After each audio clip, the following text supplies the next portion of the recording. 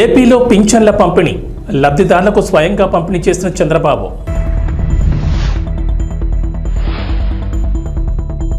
Party మారడంపై వివరణ ఇచ్చిన Jagtial MLA doctor Sanjay Kumar. నియోజకవర్గ అభివృద్ధి కోసమే మారినట్లు స్పష్టం.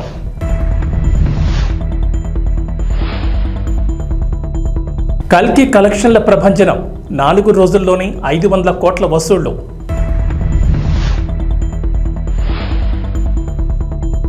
తెలంగాణకు వాతావరణ శాఖ హెచ్చరిక, పలు జిల్లాలకు ఎల్లో అలర్ట్ జారీ.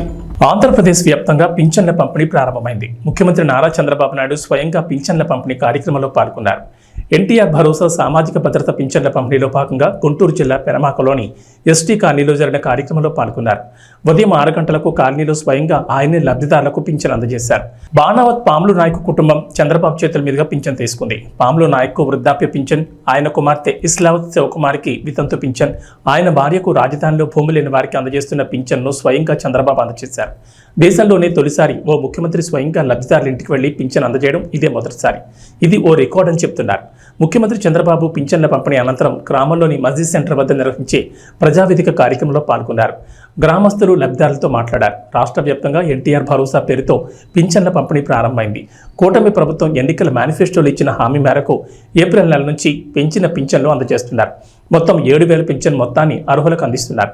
ఇప్పటి వరకు పింఛన్ 3,000 చొప్పున అందుతుండగా కూటమి ప్రభుత్వం తాజాగా ఆ మొత్తానికి ఒకేసారి 1,000 రూపాయలు పెంచి 4,000 చేశారు. ఈ పెంచిన పింఛన్ను ఏప్రిల్ నుంచి అమలు చేస్తామని మేనిఫెస్టోలో పెట్టిన హామీ మేరకు ఏప్రిల్, మే, జూన్ నెలకు 1,000 రూపాయల చొప్పున కలిపి మొత్తం 7,000 ఇవాళ పంపిణీ చేస్తున్నారు. అప్పులు ఎంతున్నాయో ఇంకా నాకే తెలియదు. ఎతుకుతున్న రికార్డ్స్ అన్ని, వ్యవస్థలు ఎక్కడున్నాయో నాకే తెలియదు. అధికార యంత్రాంగం మొరేలు కూడా దెబ్బతినింది. బయట వాళ్ళు వచ్చి పెట్టుబడి పెట్టాలంటే భయపడే పరిస్థితికి వచ్చేసారు. మళ్లీ ఈ దుర్మార్గుడు వస్తే ఏమవుతుందని భయపడిపోయే పరిస్థితికి వచ్చారు. అంటే ఇవన్నీ కూడా ఒక రాష్ట్రం యొక్క బ్రాండ్ కూడా దెబ్బతినింది. ఎంతో మంది ముఖ్యమంత్రులు చూశాను నేను.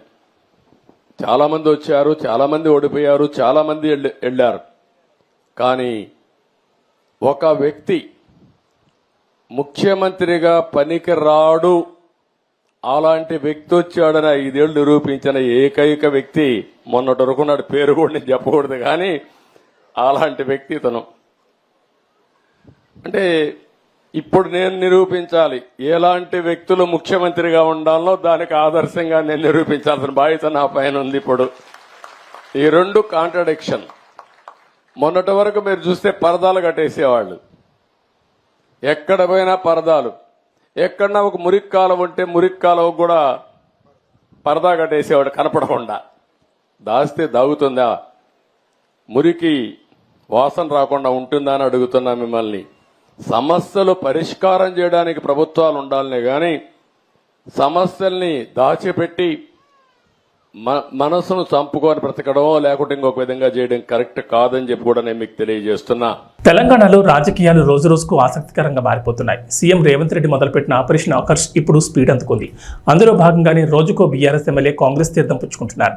మరో 10 మంది ఎమ్మెల్యేలు కూడా కాంగ్రెస్ కండువా కప్పుకునేందుకు సిద్ధంగా ఉన్నట్లు లీకులు ఇస్తున్నారు నేతలు. ఈ క్రమంలోనే ఇటీవల బీఆర్ఎస్ పార్టీకి రాజీనామా చేసి హస్తం గుట్టుకు చేరుకున్న జగిత్యాల ఎమ్మెల్యే డాక్టర్ సంజయ్ కుమార్ తన పార్టీ మార్పు గురించి మరోసారి స్పందించారు. కాంగ్రెస్లో చేరిన తర్వాత మొదటిసారి స్పందించిన సంజయ్ కుమార్ నియోజకవర్గ అభివృద్ధి కోసమే అధికార పార్టీలో చేరారని వివరించారు. ఈసారి అసలు విషయం బయటపెట్టారు. పార్టీ మార్పు అనంతరం తొలిసారిగా కార్యకర్తలతో సంజయ్ కుమార్ టెలికాన్ఫరెన్స్ నిర్వహించారు. ఈ సందర్భంగా మాట్లాడిన సంజయ్ టీపీసీసీ అధ్యక్షుడు సీఎం రేవంత్ రెడ్డి ఆదేశాలతోనే తాను కాంగ్రెస్ పార్టీలో చేరారని కుండబద్దలు కొట్టేశారు.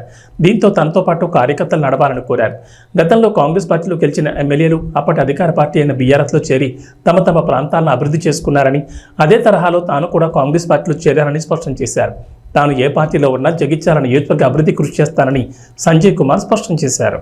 ఆంధ్రప్రదేశ్లో పింఛన్ల పంపిణీ కొనసాగుతోంది. సోమవారం ఉదయం 6 గంటల నుంచి రాష్ట్ర వ్యాప్తంగా గ్రామ, వార్డు సచివాలయాల ఉద్యోగులు పింఛన్లను ఇంటింటికి తీసుకెళ్లి అందజేస్తున్నారు. రాష్ట్ర వ్యాప్తంగా మొత్తం 65.18 లక్షల మందికి 4,408 కోట్ల నిధుల్ని ప్రభుత్వం విడుదల చేసింది. ముఖ్యమంత్రి చంద్రబాబు స్వయంగా పింఛన్ల పంపిణీ కార్యక్రమంలో పాల్గొన్నారు. గుంటూరు జిల్లా తాడేపల్లి మండలం పెనుమాకలో ఓ కుటుంబంలో 3కి పింఛన్ అందజేశారు. అయితే ఏపీలో పింఛన్లు తీసుకునే వారికి ఓ అనుమానం మొదలైంది. 1 నెల పింఛన్ తీసుకోకపోయినా రద్దు చేస్తారంటూ సోషల్ మీడియాలో ప్రచారం జరుగుతోంది. సోషల్ మీడియాలో ఓ వీడియో వైరల్ అవుతోంది. దీంతో తెలుగుదేశం పార్టీ స్పందించింది. వైఎస్ఆర్సీపీ సోషల్ మీడియాలో తప్పుడు ప్రచారం చేస్తోందని ఆగ్రహం వ్యక్తం చేసింది. పేదలకు ఒకేసారి 7,000 పెన్షన్ ఇస్తుంటే జగన్ రెడ్డి ఓర్వలేక తన ప్యాలెస్ బుద్ధి బయటపెట్టుకున్నాడు. చంద్రబాబు స్పష్టంగా 3 నెలల పెన్షన్ తీసుకోకపోయినా అన్నీ కలిపి ఒకేసారి ఇస్తామని చెప్తున్నా ఫేక్ ప్రచారం చేస్తున్నాడు. తన హయాంలో పేదలను పీక్కు తింటూ 1 నెల పెన్షన్ తీసుకోకపోయినా రద్దు చేస్తామంటూ వేసిన డప్పుని నేడు మళ్లీ చూపిస్తూ ప్రజలను తప్పుదో పట్టిస్తున్నాడంటూ టీడీపీ ట్వీట్ చేసింది. ఈ నెల 1వ తేదీ 2వ తేదీ పెన్షన్ తీసుకునే వాళ్ళు తీసుకోవాలంటే లేకపోతే వెనక్కి పోతుంటాడు. ఆయన సామాన్య గిరిజన రైతు కుటుంబం నుంచి వచ్చిన వ్యక్తి. జనసేన పార్టీలో సామాన్య కార్యకర్తగా చేరారు. ఆస్తులు లేవు, రేకుల షీట్లో నివాసం ఉంటున్నారు. 2019 ఎన్నికల్లో సామాన్య కార్యకర్తకు ఎమ్మెల్యేగా అవకాశం కల్పించారు అధినేత పవన్ కళ్యాణ్. ఆ ఎన్నికల్లో ఓటమి తప్పలేదు. మళ్లీ 2024లో పొత్తుల్లో భాగంగా ఎమ్మెల్యే టికెట్ రూపంలో అదృష్టం తలుపు తట్టింది. ఎన్నికల్లో పోటీ చేసి వైఎస్ఆర్సీపీ అభ్యర్థిపై ఘన విజయం సాధించి అసెంబ్లీలో అడుగుపెట్టారు. ఎమ్మెల్యేగా గెలిచిన సొంత కారు కూడా లేని పరిస్థితి. ఎంత కాదన్నా నియోజకవర్గానికి చెందిన ప్రజాప్రతినిధి ఎక్కడికి వెళ్లాలన్నా కారు ఖచ్చితంగా అవసరమే. కానీ కారు కొనగలిగే ఆర్థిక స్తోమత లేదు. ఆయన పరిస్థితిని అర్థం చేసుకున్న జన సైనికులు చేయి కలిపారు. ఎమ్మెల్యేలకు తమ తరపున కారును బహుమతిగా అందజేశారు. ఏలూరు జిల్లా పోలవరం నియోజకవర్గ ఎమ్మెల్యే చిర్రి బాలరాజు చిన్నకారు గిరిజన రైతు కుటుంబానికి చెందిన వ్యక్తి. నియోజకవర్గానికి చెందిన సీనియర్ నేత కరాటం రాంబాబు స్ఫూర్తితో రాజకీయాల్లోకి వచ్చారు. 2019లో జనసేన తరపున ఎమ్మెల్యే అభ్యర్థిగా పోటీ చేసి ఓడిపోయారు. అయినా సరే నియోజకవర్గంలో రెట్టింపు ఉత్సాహంతో ప్రజా సమస్యలపై పోరాటాలు చేశారు. 2024 ఎన్నికల్లో పవన్ కళ్యాణ్ ఎమ్మెల్యే టికెట్ ఇచ్చారు. సీనియర్ నేత కరాటం రాంబాబు, జన సైనికులు, కూటమి నేతలు కష్టపడి ఆయన్ను ఎమ్మెల్యేగా గెలిపించుకున్నారు. ఏపీలో నూతన ప్రభుత్వం ఏర్పడ్డాక తొలిసారి పింఛన్ల పంపిణీ రాష్ట్ర వ్యాప్తంగా కొనసాగుతోంది. ఈ మేరకు నారా చంద్రబాబు నాయుడు సోమవారం ఉదయం ఎన్టీఆర్ భరోసా సామాజిక పింఛన్ల పథకాన్ని ప్రారంభించారు. మంగళగిరి నియోజకవర్గంలోని పెనుమాకలో లబ్ధిదారుల ఇంటికి వెళ్లి స్వయంగా తన చేతుల మీదుగా పింఛన్ అందజేశారు. అనంతరం పెనుమాకలో పింఛన్దారులతో ఏర్పాటు చేసిన సమావేశంలో సీఎం చంద్రబాబు, మంత్రి లోకేష్ మధ్య ఆసక్తికరమైన సరదా సంభాషణ జరిగింది. వేదికపై మంత్రి నారా లోకేష్ మాట్లాడుతూ, సార్ మీరు ముఖ్యమంత్రి అయ్యాక సంక్షేమ పథకాల అమల్లో తొలి అడుగు వేశారు. మంగళగిరి నియోజకవర్గంలోని మా పెనుమా గ్రామానికి మీరు రావడం చాలా సంతోషంగా ఉంది. గత 5 ఏళ్లు పరదాల ముఖ్యమంత్రిని చూసాం, ఇప్పుడు ప్రజల ముఖ్యమంత్రిని చూస్తున్నాం. అయితే అధికారులు సెట్ కావడానికి ఇంకా టైం పడుతుందేమో సార్. ఇంకా పరదాలు కడుతున్నారు సార్, బతిమలాడి అన్ని తీసివేసినా కడుతున్నారని అన్నారు. లోకేష్ వ్యాఖ్యలకు సీఎం చంద్రబాబు చిరునవ్వుతో స్పందించారు. లేదు, అధికారులు మారిపోయారు. ఇంకొకసారి పరదాలు కడితే కట్టిన వాడిని సస్పెండ్ చేయడం తప్ప వేరే మార్గం ఉండదు. ఇలాంటివి నేను వినదలుచుకోలేదు. ఎవరైనా సరే పాత రోజులు మర్చిపోయి కొత్త రోజులు జ్ఞాపకం తెచ్చుకుని ముందుకు సాగిపోవాల్సిందిగా అందరినీ కోరుతున్నాను. ఎక్కడా ఇలాంటివి జరగకూడదు. ఎవరైనా ఫిర్యాదు చేస్తే పనిష్మెంట్ తప్పదని చంద్రబాబు నవ్వుతూ అన్నారు. అధికారులు ఇంకా టైం పడుతుంది అనుకుంటా సార్ సెట్ అయ్యేదానికి. లేదు, సెట్ అయ్యారు. ఇంకా పరదాలు కడుతున్నారు సార్. పరదాలు ఎక్కడ వాళ్ళు బతిమలాడి అన్ని తీపిస్తారు కాదు. పరదాలు కడితే ఇంకొకసారి ఎక్కడన్నా చూస్తే కట్టిన వాళ్ళని సస్పెండ్ చేయడం తప్ప వేరే మార్గం ఉండదు. కాబట్టి ఇంక నేను వినదలుచుకోలేదు. ఎవరైనా సరే సింపుల్ గా పాత రోజులు మర్చిపోయి కొత్త రోజులు జ్ఞాపకం చేసుకుని ముందుకు పోవాల్సిందిగా అందరిని కోరుతున్నా. ఎక్కడా జరగకూడదు. ఎవరైనా కంప్లైంట్ చేస్తే మాత్రం పనిష్మెంట్ తప్పదు. మీకు బీ క్లియర్. అంటే 5 సంవత్సరాలు అలవాటు కదా సార్, కొంచెం టైం పడుతుంది సార్. మీకు కూడా అందరికి అలవాటు కావాలి, వాళ్ళకే కాదు. కొత్త శకానికి, కొత్త కల్చర్ కి అందరూ అలవాటు కావాల్సిందే. ఇంకా టైం ఉండదు. ఏది కూడా రివర్స్ గేర్ నుంచి రివర్స్ పోయే బండిని పాజిటివ్ గా నడిపిస్తున్నాం. ఇంకా స్పీడ్ పెంచడం తప్ప ఎనిక్కిపోయే సమస్య ఎవరికి ఉండకూడదు. ఆలోచన రాకూడదు. లేకపోతే ఒక షార్ట్ ట్రీట్మెంట్ ఇస్తే అందరూ సెట్ అయిపోతారు, ఇన్క్లూడింగ్ ఎవరైనా సరే. నేను సిద్ధంగా ఉన్నా షార్ట్ ట్రీట్మెంట్ ఇవ్వడానికి. పాపం ఇంకా కొంచెం ఇది ఉంది కాబట్టి స్లోగా పోతున్నా. ఇప్పుడు స్పీడ్ పెంచాలి ఇంకా, అంతే. నేను అందుకే చెప్పా 95 ముఖ్యమంత్రిని చూస్తారని. 4.0 95 అది గుర్తుపెట్టుకోవాలి. 95లో ఒకసారి మీరు చరిత్ర గుర్తుపెట్టుకోవాలి. అప్పుడు నువ్వు కూడా కుర్రాడివి, నీకు కూడా ఐడియా లేదు. అప్పుడు నా చరిత్ర గుర్తుపెట్టుకుంటే, హైదరాబాద్ లో బయలుదేరుతున్నానంటే రాష్ట్రం మొత్తం రెడ్ అలర్ట్ ఉండేది. అంత భయంకరంగా చేయను కానీ తప్పు చేస్తే మాత్రం ఎవరిని వదిలిపెట్టను. ఉంటే మా మైండ్ అంతా మార్చుకోవాలి. అందుకే 95 అన్నా నేను. 95 CBN 1.0 నాట్ 4. అది రిపిటేషన్ వస్తుంది. ఇప్పుడు ఇక్కడ మంత్రులకు ఉంటుంది, ఎమ్మెల్యేలకు ఉంటుంది, అందరికీ ఉంటుంది. ఆంధ్రప్రదేశ్ ప్రజలకు టీడీపీ రాష్ట్ర అధ్యక్షుడు పల్లా శ్రీనివాసరావు కీలక సూచన చేశారు. ముఖ్యమంత్రి నారా చంద్రబాబు నాయుడు కలిసేందుకు ఎంతో మంది ఎదురు చూస్తూ ఉంటారు. అయితే దీనికోసం ప్రతి శనివారం చంద్రబాబు తెలుగుదేశం పార్టీ కేంద్ర కార్యాలయంలో వినతులు తీసుకుంటున్నారు. ఈ సందర్భంగా ఫోటోల కోసం వచ్చే వారితో, నిజమైన సమస్యలతో వచ్చేవారు ఇబ్బంది పడుతున్నారు. ఈ విషయాన్ని గమనించిన తెలుగుదేశం పార్టీ కీలక నిర్ణయం తీసుకుంది. సమస్యలతో వచ్చేవారు ఇలా ఇబ్బంది పడకుండా ముందుగా ఫోన్ చేసి తెలియజేస్తే ప్రయారిటీ ప్రకారం సమస్యలతో వచ్చేవారిని ముఖ్యమంత్రిని కలిసేలా చేస్తామని పార్టీ అధ్యక్షులు పల్లా శ్రీనివాసరావు తెలిపారు. ఎవరైనా నిజమైన సమస్యతో ఇబ్బంది పడుతుంటే వెంటనే 7306299999 నంబర్కి ఫోన్ చేసి ముందుగా తమకు తెలియజేయాలని టీడీపీ రాష్ట్ర అధ్యక్షులు పల్లా శ్రీనివాసరావు తెలిపారు. ప్రజల సమస్యల గురించి వినతులు స్వీకరించేందుకు కొత్తగా టోల్ ఫ్రీ నంబర్ ఏర్పాటు చేస్తున్నట్లు ప్రకటించారు. ముఖ్యమంత్రి చంద్రబాబు వినతులు ఇచ్చేందుకు జనం భారీగా తరలివస్తున్నారని, వారి వినతుల స్వీకరణ సులభతరం చేసేందుకే ఈ టోల్ ఫ్రీ నెంబర్ తీసుకొచ్చినట్లు తెలిపారు. ఎవరైనా ప్రజలు వారి సమస్యలను 7306299999 నంబర్కు ఫోన్ చేసి తెలియజేయాలని సూచించారు. ఆ సమస్య ప్రాధాన్యతను బట్టి ముఖ్యమంత్రిని కలిసే అవకాశం కల్పిస్తామని, ప్రజలు ఈ సదుపాయాన్ని సద్వినియోగం చేసుకోవాలని కోరారు పల్లా శ్రీనివాసరావు. చంద్రబాబు నాయుడు గారిని, ముఖ్యమంత్రి గారిని ఎక్కువ మంది కలవడానికి పార్టీ కార్యాలయానికి వస్తున్నారు. సో ఆ ఎక్కువ మంది వస్తున్నారు కనుక వాళ్ళని మంచిగా హ్యాండిల్ చేయాలని ఒక ఆలోచనతో ఈరోజు మేము ఒక ఫోన్ నెంబర్ని ఇక్కడ ఉంచుతున్నాం. అంటే ఎక్కువ మంది గడిచిన 2 వారాల నుంచి మాకు వచ్చినటువంటి ఎక్స్పీరియన్స్ ఏంటంటే, నేరుగా ఎక్కువ మంది వచ్చి కొంచెం ఆయనతో ఫోటోలు తీసుకుందాం అనుకుంటున్నారో, లేకపోతే యువత అనేది ఎక్కువ మంది వస్తున్నారు ఆయన చూడడానికి. సో వీటితో పాటు కొంచెం జెన్యూన్ ఇష్యూస్ మీద వచ్చినటువంటి వారు కొంచెం ఇబ్బంది పడేటువంటి పరిస్థితి ఉంది. కనుక ఇది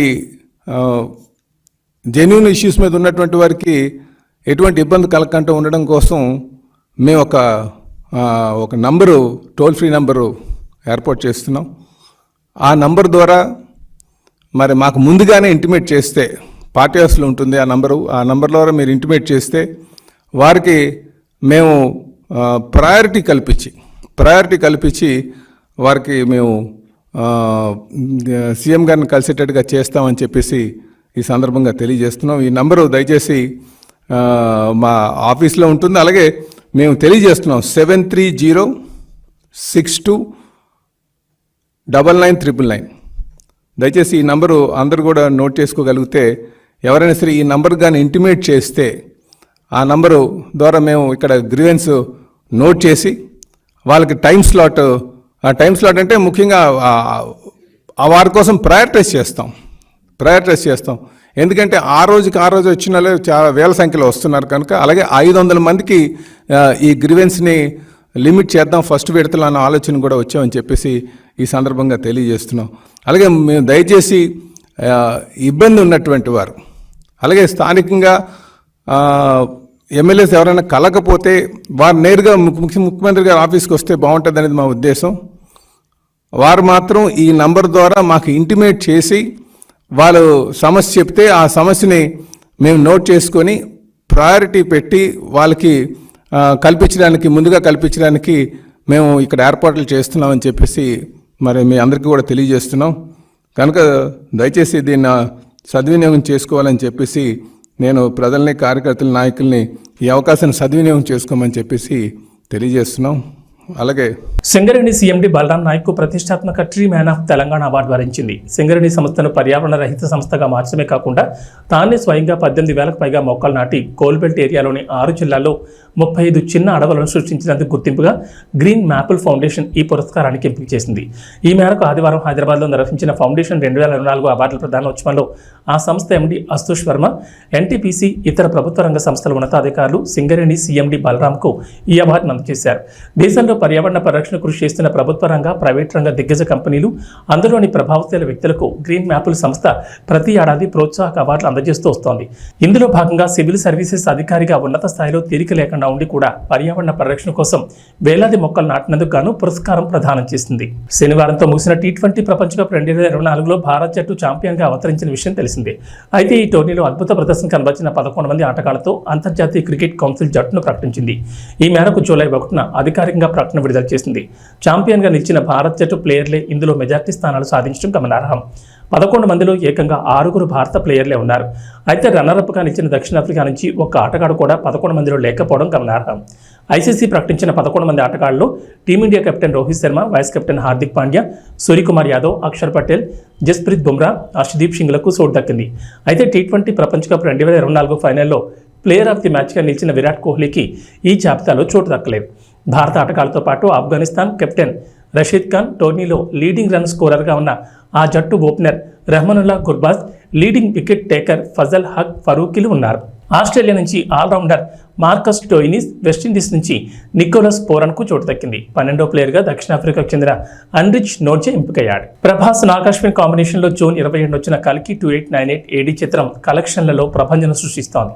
విడుదలైన 4 రోజుల్లోనే ఈ సినిమా 500 కోట్లకు పైగా వసూళ్లు రాబట్టినట్లు నిర్మాణ సంస్థ వైజయంతి మూవీస్ ట్వీట్ చేసింది. శనివారం వరకు ఈ చిత్రం 415 కోట్లు వసూలు చేసిన సంగతి తెలిసిందే.